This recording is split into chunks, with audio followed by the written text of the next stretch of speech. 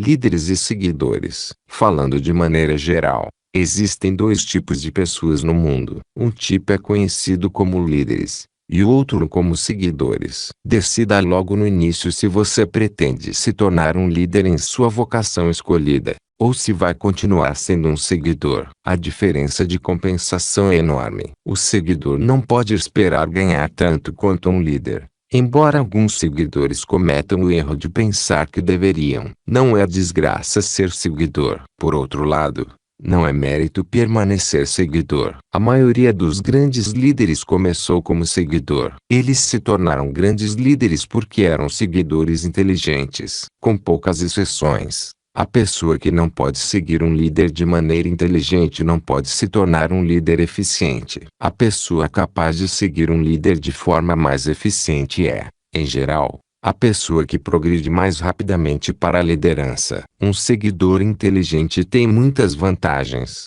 inclusive a oportunidade de adquirir conhecimento com o líder. Os principais atributos da liderança. Seguem importantes fatores de liderança. 1. Coragem inabalável, baseada no conhecimento de si mesmo e de sua ocupação. Nenhum seguidor deseja ser comandado por um líder que não tem autoconfiança e coragem. Com certeza nenhum seguidor inteligente será comandado por esse líder por muito tempo. 2. Autocontrole. A pessoa que não consegue se controlar jamais poderá controlar os outros. Autocontrole é um exemplo forte para seus seguidores e será seguido pelos mais inteligentes. 3. Senso de justiça aguçado. Sem senso de justiça, nenhum líder pode comandar e manter o respeito de seus seguidores. 4. Decisão firme. Aqueles que hesitam ao tomar decisões mostram que não têm certeza de si e, portanto, não podem liderar outras pessoas com sucesso. 5. Planos definidos. Líderes bem-sucedidos devem planejar o trabalho e trabalhar seus planos. Líderes que atuam por adivinhação, sem planos práticos e definidos, são como um navio sem leme. Mais cedo ou mais tarde vão bater nas pedras. 6. O hábito de fazer mais do que aquilo para que é pago. Uma das penalidades da liderança é a necessidade dos líderes fazerem voluntariamente mais do que exigem de seus seguidores. 7. Personalidade agradável. A liderança exige respeito. Os seguidores não respeitarão um líder que não tenha notas altas em todos os quesitos de uma personalidade agradável. 8. Solidariedade e compreensão. Líderes bem-sucedidos devem ser solidários com seus seguidores. Além disso, devem compreendê-los e seus problemas. 9. Domínio dos detalhes. A liderança bem-sucedida exige domínio dos detalhes da posição de líder. 10. Disposição para assumir total responsabilidade. Os líderes bem-sucedidos devem estar dispostos a assumir a responsabilidade pelos erros e deficiências de seus seguidores. Se um líder tenta transferir essa responsabilidade, não permanecerá sendo líder. Se um de seus seguidores cometeu um erro ou é incompetente, você deve considerar que a falha é sua. 11. Cooperação. O líder de sucesso deve entender e aplicar o princípio do esforço cooperativo e ser capaz de induzir os seguidores a fazer o mesmo. Liderança exige poder, e poder exige cooperação. Existem duas formas de liderança. A primeira, e de longe a mais eficiente, e a liderança por consentimento e com a simpatia dos seguidores. A segunda é a liderança pela força, sem o consentimento e a simpatia dos seguidores. A história está cheia de evidências de que a liderança pela força não se sustenta. A queda e o desaparecimento de ditadores e reis são significativos. Isso indica que as pessoas não vão seguir indefinidamente a liderança forçada. Napoleão, Mussolini e Hitler foram exemplos de liderança pela força. Sua liderança passou. Os seguintes nomes também podem ser adicionados à lista: Idi Amin, Francisco Franco, Saddam Hussein, Ferdinand Marcos, Slobodan Milosevic, João Perón, General Augusto Pinochet, Pol Pot, General Suharto, líderes talibãs no Afeganistão, Marechal Josip Broz Tito, Joseph Stalin e líderes subsequentes da União Soviética, Alemanha Oriental e outros países do bloco comunista. Aqueles que permanecem veem seu poder se desgastar e escapar. A liderança por consentimento dos seguidores é a única que consegue se sustentar. As pessoas podem seguir a liderança forçada temporariamente, mas não o farão de boa vontade. Líderes de sucesso vão acatar os 11 fatores de liderança descritos neste capítulo, bem como alguns outros fatores. Aqueles que fazem desses atributos a base de sua liderança encontram muitas oportunidades de liderar em qualquer esfera da vida. As 10 principais causas do fracasso na liderança. A seguir relacionamos as principais falhas dos líderes que fracassam. Saber o que não fazer é tão essencial quanto saber o que fazer. 1. Incapacidade de organizar detalhes. Liderança eficiente requer a capacidade de organizar e dominar detalhes. Um líder genuíno nunca está ocupado demais para fazer qualquer coisa que possa ser requisitada em sua posição de líder. Seja líder ou seguidor, quando admite que está ocupado demais para mudar seus planos ou para dar atenção a qualquer emergência, você admite sua ineficiência. O líder de sucesso deve dominar todos os detalhes relacionados à posição. Isso significa, é claro, que você deve adquirir o hábito de delegar detalhes a subordinados capazes. 2. Relutância em servir com humildade. Os líderes verdadeiramente grandes se dispõem, quando a ocasião exige, a realizar qualquer tipo de tarefa que pediriam para outro executar. O maior dentre vós será servo de todos é uma verdade que todos os líderes capazes observam e respeitam. 3. Expectativa de pagamento pelo que sabem,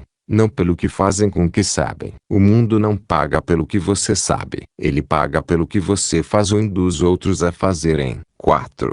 Medo da concorrência dos seguidores. Líderes que temem que um de seus seguidores possa assumir sua posição vão, quase que com toda certeza, viver a realização desse medo mais cedo ou mais tarde. Os líderes capazes treinam suplentes para quem podem delegar qualquer um dos detalhes de sua posição. Só assim os líderes podem se desdobrar, estar em muitos lugares e dar atenção a muitas coisas ao mesmo tempo. É uma verdade eterna que os líderes recebem remuneração mais alta pela capacidade de fazer outras pessoas executarem tarefas do que poderiam receber por seus próprios esforços. Um líder eficiente pode, pelo conhecimento do trabalho e pela personalidade magnética, aumentar consideravelmente a eficiência de outras pessoas e levá-las a prestar mais e melhores serviços do que poderiam prestar sem sua orientação. 5. Falta de imaginação. Sem imaginação, o líder é incapaz de enfrentar emergências ou criar planos para orientar os seguidores de forma eficiente. 6. Egoísmo.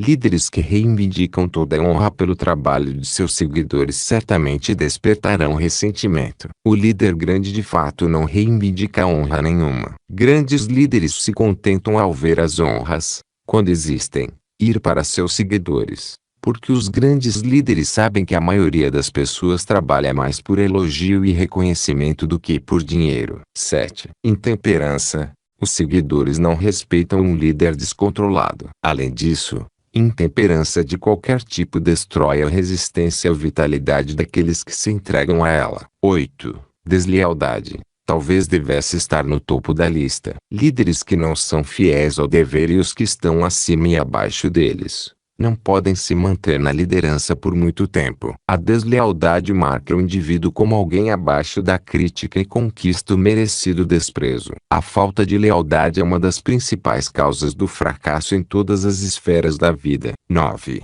ênfase na autoridade da liderança. O líder eficiente lidera encorajando e não tentando instilar medo no coração dos que o seguem. Os líderes que tentam impressionar seus seguidores com sua autoridade se enquadram na categoria da liderança pela força. Se você é um verdadeiro líder, não precisa anunciar esse fato. Ele fica evidente em sua conduta, sua solidariedade, compreensão, justiça e na demonstração de que você conhece o seu trabalho. 10. ênfase no título.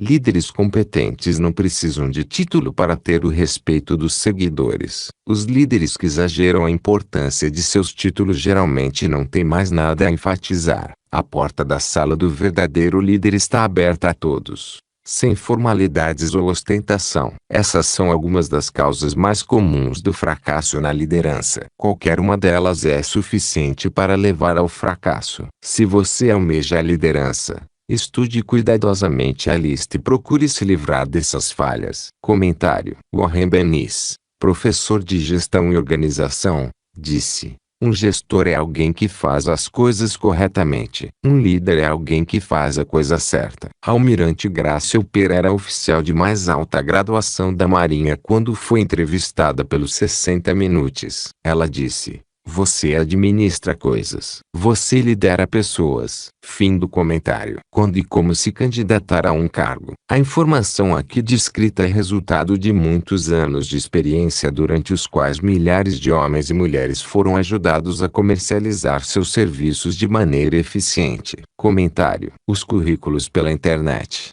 por e-mail e fax mudaram radicalmente a forma como os empregadores recrutam novos funcionários e como a maioria das pessoas se candidata a empregos. No entanto, quem pensa enriquece nunca foi destinado à maioria das pessoas. Foi escrito para aqueles que querem se destacar. Se você é essa pessoa, os editores desta edição atualizada recomendam enfaticamente que pense com seriedade sobre cada uma das sugestões a seguir a respeito de como se candidatar a uma vaga e preparar um currículo. Se você se sente inclinado a pensar que essas sugestões são óbvias, simplistas ou ultrapassadas, nós garantimos que não são. Nos casos em que é necessária alguma atualização do material, adicionamos comentários. 1.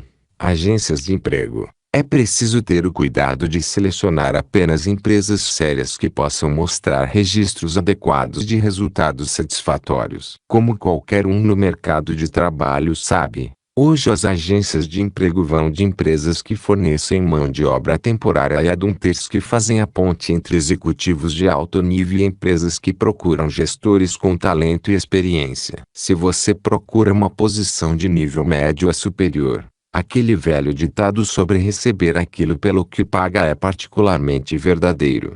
2. Anúncio em jornais, publicações da área, revistas, classificados podem dar resultados satisfatórios àqueles que se candidatam a posições que não exigem experiência, administrativas ou assalariadas. Para aqueles que procuram cargos executivos, um anúncio bem redigido e bem diagramado, embora mais caro, pode ser melhor. A edição deve ser preparada por um especialista que entenda como injetar as qualidades suficientes para produzir respostas. Para indivíduos, a abordagem do anúncio não é muito comum no mercado de trabalho contemporâneo, mas, por isso mesmo, se você tem certeza da posição que deseja, um anúncio bem escrito e bem diagramado anunciando suas qualidades em um veículo adequado da área pode ser o que você necessita para atrair a atenção que quer. No entanto, se tentar essa abordagem, esteja preparado para pagar caro por ela. Na verdade,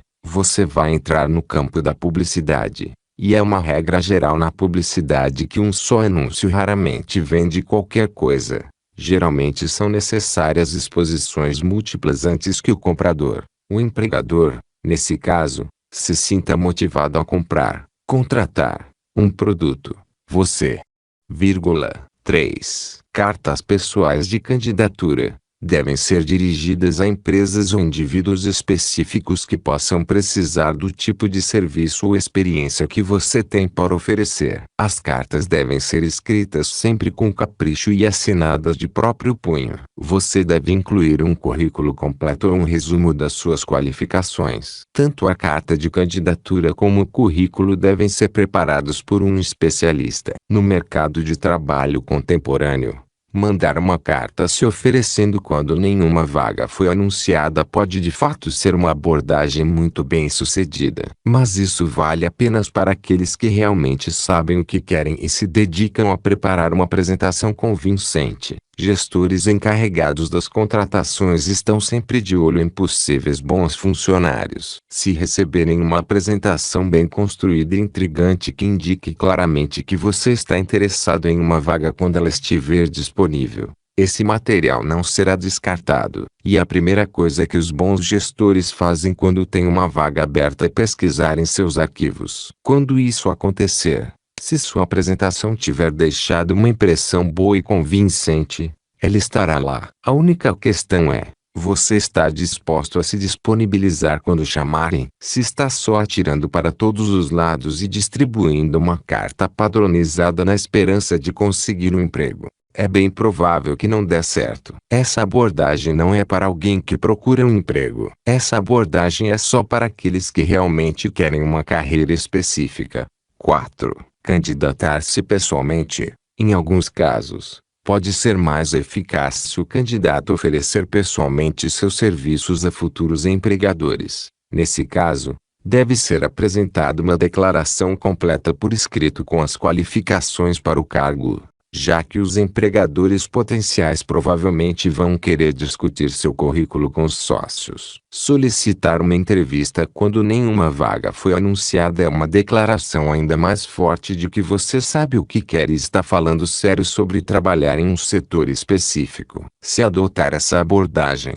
lembre-se de que está pedindo o tempo de alguém. Alguns gestores não serão receptivos porque isso não se enquadra na política da empresa, e outros vão considerar um aborrecimento. Essa abordagem só vai funcionar se você estiver confiante de que pode causar uma impressão excepcional pessoalmente. Se deixar uma impressão forte e positiva, será lembrado quando houver uma vaga disponível. 5. Candidatura por indicação de conhecidos. Quando possível, o candidato deve abordar empregadores potenciais por intermédio de algum conhecido em comum. Esse método é particularmente vantajoso no caso daqueles que procuram contatos executivos e não querem dar a impressão de estar se oferecendo. Fim do comentário. Informação a ser fornecida em um currículo por escrito. Um bom currículo deve ser preparado com tanta atenção quanto a de um advogado ao preparar a papelada de um caso que será julgado no tribunal. A menos que o candidato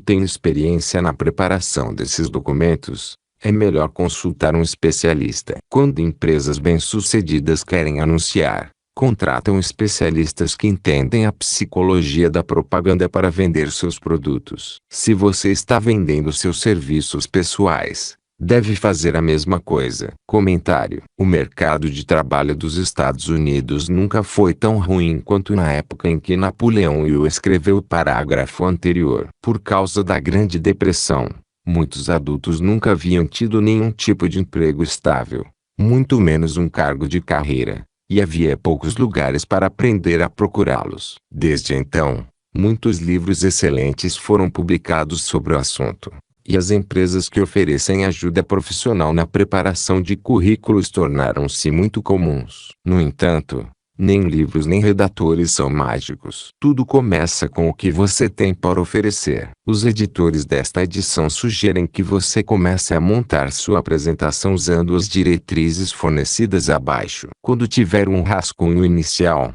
você deve procurar pelo menos um dos livros sobre o assunto para ver quais sugestões oferecidas podem ajudá-lo a vender seus serviços melhor do que você já fez. Então, dependendo de quanto estiver satisfeito, você também pode procurar os conselhos de um profissional especializado nessas apresentações. Tome cuidado com duas coisas. Primeiro, tenha certeza que sua apresentação não ficou parecida com o produto de uma fábrica de currículos. Tendo recebido muitos currículos ao longo dos anos, os editores advertem que alguns profissionais usam as mesmas frases feitas, palavras-chave e formatos para todos os clientes. E isso pode ser uma dica certeira de que outra pessoa preparou seu currículo ou de que você simplesmente o copiou de um livro. A intenção é fazer o seu currículo se destacar. A segunda coisa com a qual você deve tomar cuidado é não exagerar na tentativa de se destacar. Existe um ponto de equilíbrio entre chamar a atenção de um empregador e dar a impressão de que está se esforçando mais do que deveria. Por exemplo,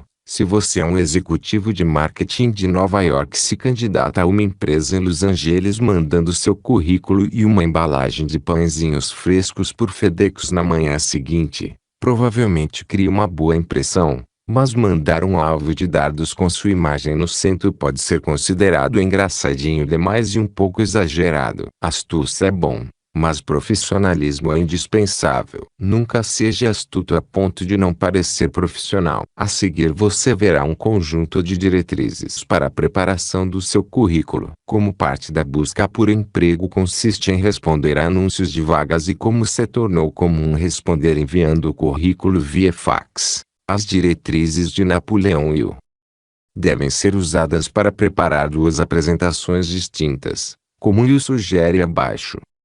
Você deve preparar uma apresentação elaborada para ser enviada por correio ou levada pessoalmente, mas também deve preparar uma segunda versão mais curta, criada especificamente para ser mandada por fax. Tome cuidado para a versão de fax ser completa e interessante, mas sem ultrapassar 3 páginas. Fim do comentário. Sua apresentação deve conter as seguintes informações.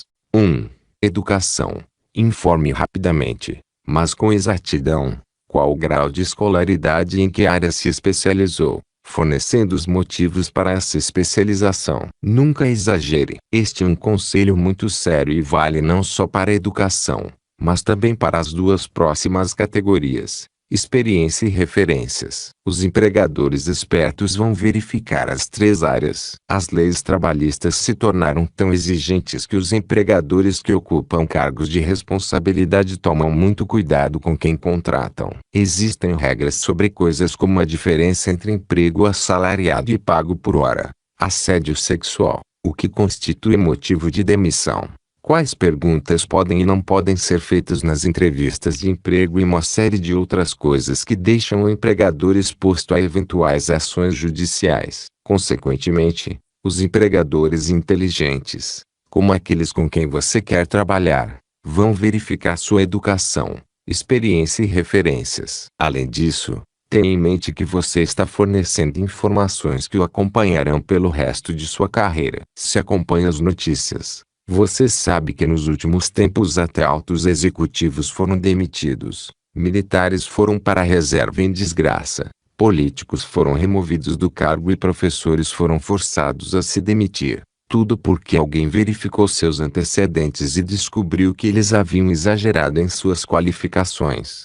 2. Experiência. Se você tem experiência em cargos semelhantes aos que procura, descreva por completo. Dê nomes e endereços de ex-empregadores. Indique claramente qualquer experiência especial que você tenha tido e que o capacita para ocupar o cargo que busca. 3. Referências. Praticamente todas as empresas querem saber o máximo possível do histórico de funcionários potenciais que buscam cargos de responsabilidade. Anexe cópias de cartas de ex-empregadores, de professores com quem estudou e de pessoas proeminentes cujo julgamento seja confiável. 4. Fotografia. Inclua uma fotografia recente e profissional como parte de sua apresentação. No mercado de trabalho contemporâneo, esta não é uma prática comum. No entanto, por experiência própria, os editores desta edição sabem que isso pode ser vantajoso. Recebemos só um pedido de emprego com fotografia,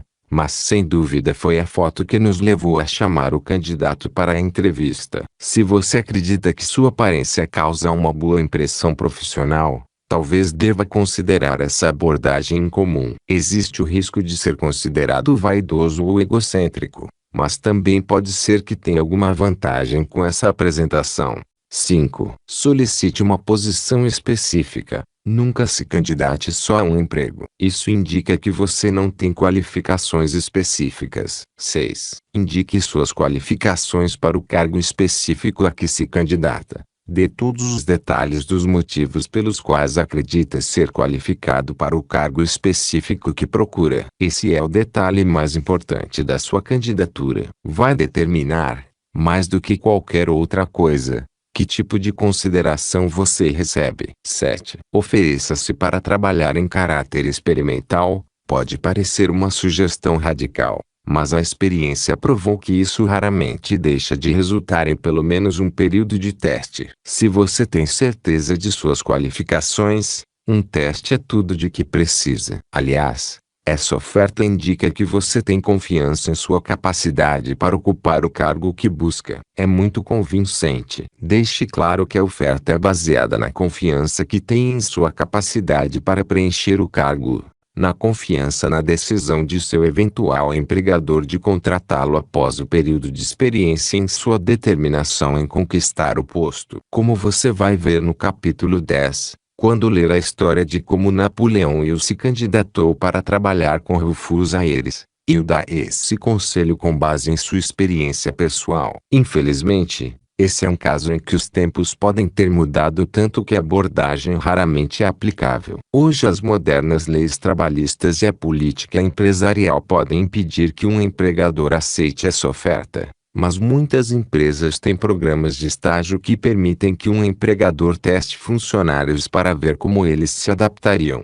8. Conhecimento da empresa de seu empregador potencial. Antes de candidatar-se a um cargo, faça pesquisas suficientes para se familiarizar com a empresa e demonstre o conhecimento que adquiriu neste campo. Isso vai impressionar, pois mostra que você tem imaginação e um interesse real na posição que procura. Quando demonstrar esse conhecimento, e você certamente deve demonstrá-lo, lembre-se de que estará falando com pessoas que realmente conhecem a empresa. Mesmo pesquisando muito, na melhor das hipóteses, você só saberá sobre os negócios. Se tentar parecer muito informado ou familiar, pode acabar dando um tiro no pé e revelando que tem apenas uma visão superficial do negócio. A menos que você já esteja trabalhando na área específica e tenha insights com base na experiência, não seja presunçoso. Use seu conhecimento para demonstrar que estudou e se preparou, que está realmente interessado.